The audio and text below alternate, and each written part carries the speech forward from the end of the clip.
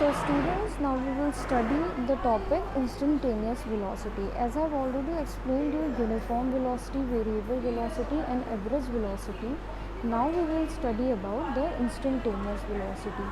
As the definition says, the velocity of an object at a particular instant of time or at a particular time of its path is called its instantaneous velocity. Now look at the figure I have drawn. Now let us suppose you are running. Now at time t1 you are running at the speed of 6 meter per second. But after some time you got exhausted and you started running at the speed of 2 meter per second.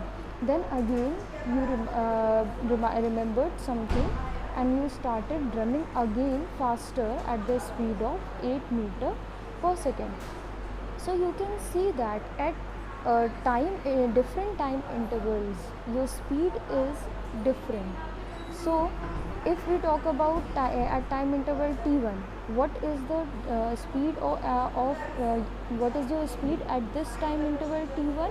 It is equal to 6 meter per second. So we will say that your speed at the instant time t1 is equal to 6 meter per second. In the same way, we can say that your speed at instant time t2 is equal to 2 meter per second. And similarly, your speed at instant time t3 is 8 meter per second. So when we talk about instant of a time, we talk about the particular moment in the time, which is a very small interval of time. So velocity at a particular moment in time is known as instantaneous velocity, and velocity changes at each moment in time. So that is why we are defining instantaneous moment.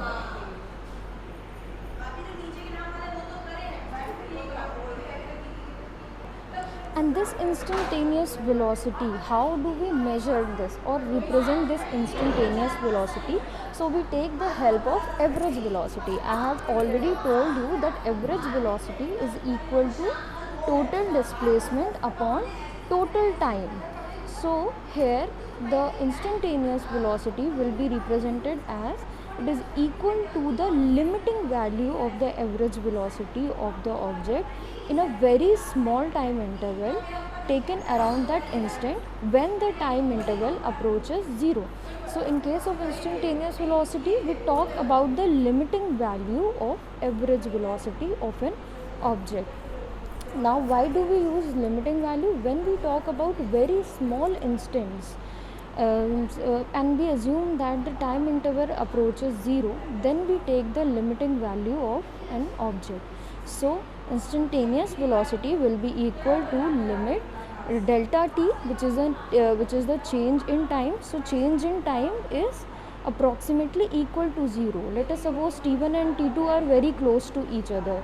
So the time difference between t1 and t2 will be very small, so that it can be assumed to be tending to 0.